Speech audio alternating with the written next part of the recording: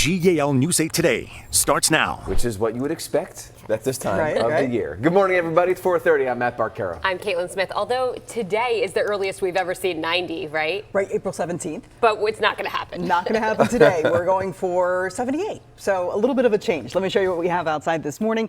Things are relatively quiet. There's just a few lingering showers from that cold front that's coming through. That's going to cool us off. We have a tiny little shower moving through Mifflin, Juniata, Perry, Cumberland counties, but otherwise things are fairly quiet. Temperature check. We are well into the 60s in some spots, including 65 degrees in Harrisburg. Remember, the record warmest low this morning is 60.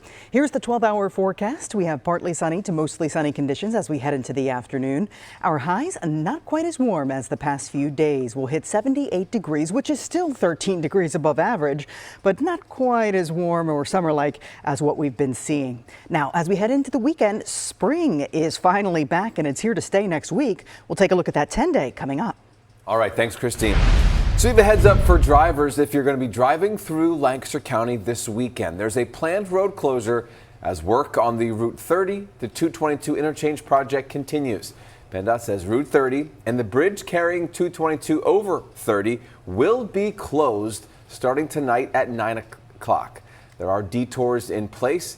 We have them up on our screen right now, so go ahead and take a picture of your screen so you can save these detours so you know where to go. PennDOT says they're replacing beams and overhead signs on the bridge. That's what they're doing this weekend. The road not expected to reopen until 5 o'clock Monday morning.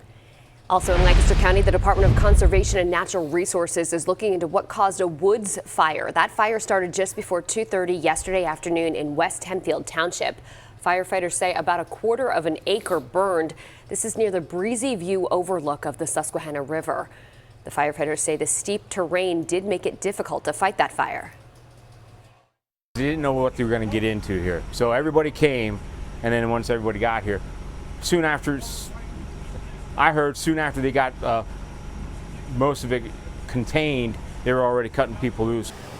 25 units from Lancaster and York counties did show up, though, to help put out that fire. News 8 continues to look into allegations of abuse and harassment at the State Game Commission.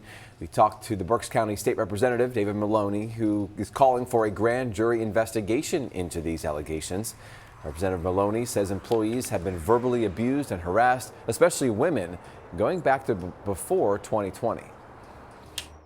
There's a long history of bad behavior in this organization. The audit that I believe was done in 2018 by then Auditor General Eugene D. Pasquale, he had stated a lot of bad sort of mismanagement, and that probably could be considered a lot of the start of this.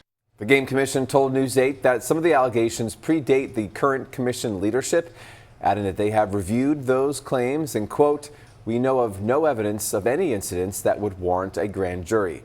The governor's office, which appoints the state game commissioners, said they expect any allegations of misconduct to be reviewed promptly. Today, a Lancaster County man accused of stealing human remains is scheduled to be back in court. Investigators say 34-year-old Jonathan Gerlach is facing hundreds of charges related to the thefts of human remains from a cemetery in Delaware County. Today's hearing is set for 10 o'clock this morning at the Delaware County Courthouse. News 8's Bailey Martin will be in the courtroom and will report on the latest information throughout the day here on News 8. Hanover police in York County investigating after human remains were found in the woods in Hanover. A News 8 viewer shared these pictures with us from the area where the remains were found on East Middle Street. The U.S. Department of Justice has blocked the release of the coroner's report on the death of a soldier at Letterkenny Army Depot. 18-year-old Christopher Lopez died during training last month. We did reach out to the Franklin County Coroner's Office as well as the Army Depot for more information about his death. Both responded saying they cannot release any information because the investigation is ongoing. Susquehanna Township Police Department in Dauphin County says it's been getting more reports of people stealing copper.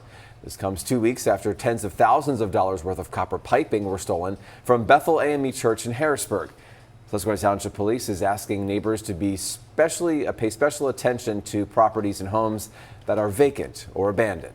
It's 4:35 and Pennsylvania Attorney General Dave Sunday says 3 members of a Maryland-based motorcycle club are now facing charges. This is in connection to thefts from Harley-Davidson dealerships across Pennsylvania. The AG says that's Thefts happened between April and June of last year at 5 dealerships, including one in Dauphin and one in York County.